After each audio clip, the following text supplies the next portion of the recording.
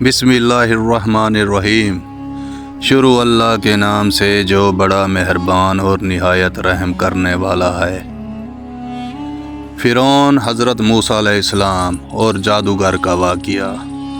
اللہ کے بابرکت نام سے شروع جو بڑا مہربان اور نہایت رحم کرنے والا ہے۔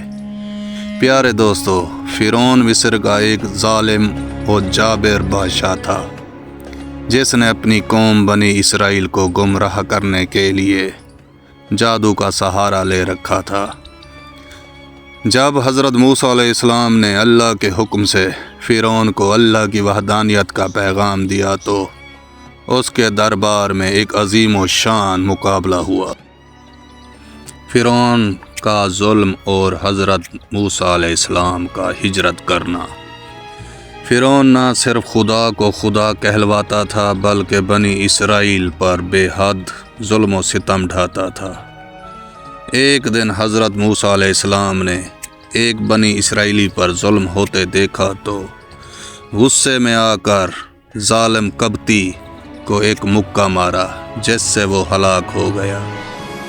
جب فرعون کو اس واقعے کی خبر ہوئی تو اس نے حضرت موسیٰ علیہ السلام کو قتل کرنے کا حکم دیا۔ حضرت موسیٰ علیہ السلام یہ خبر سن کر مدین کی طرف ہجرت کر گئے اور وہاں حضرت شعیب علیہ السلام کی خدمت میں کچھ عرصہ بکریاں چراتے رہے۔ بعد میں حضرت شعیب علیہ السلام کی بیٹی سے نکاح کیا اور اپنے اہل خانہ کے ساتھ مصر کی طرف روانہ ہوئے۔ نبوت ملنے اور اللہ کا حکم۔ راستے میں وادی طویٰ میں کوہ طور پر اللہ تعالیٰ نے حضرت موسیٰ علیہ السلام سے کلام کیا اور انہیں نبوت عطا فرمائی۔ اللہ نے انہیں 2 معجزات عطا کیے۔ پہلا، عصا مبارک، جب اسے زمین پر ڈالتے تو وہ ایک عظیم اسادہ بن جاتا۔ دوسرا، ید بائزہ، بغل میں ڈال کر نکالتے تو ہاتھ سورج کی مانند چمکتا۔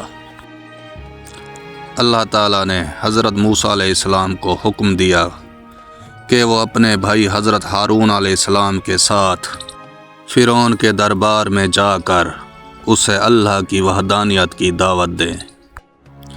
فرعون کے جادوگروں کا مقابلہ۔ فرعون نے موسیٰ علیہ السلام کے معجزات کو جادو قرار دیا اور اپنے دربار مصر کے ماہر جادوگروں کو جمع کر لیا۔ میدان میں جادوگروں نے اپنی رسیاں اور لاٹھیاں ڈالی جو دیکھنے میں سانپ نظر آنے لگے۔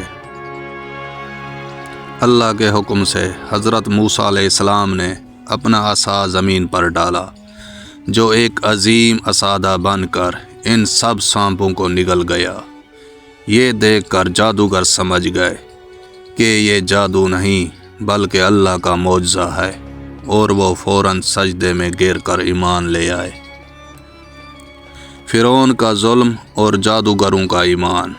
جادوگروں کے ایمان لانے پر فرعون غضبناک ہوا اور انہیں سخت سزائیں دی، مگر وہ اپنے ایمان پر ڈٹے رہے اور شہادت کا رتبہ پا گئے۔ اللہ تعالیٰ نے فرعون کو موسیٰ علیہ السلام اور بنی اسرائیل کے سامنے ذلیل و رسوا کیا۔ آخر کار وہ اپنے لشکر سمیت دریائے نیل میں غرق ہو گیا۔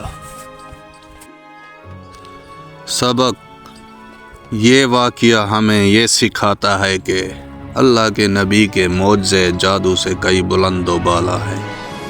اللہ کے حکم کے آگے کوئی طاقت نہیں ٹھہر سکتی۔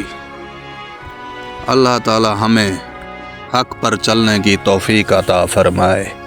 آمین ثم آمین۔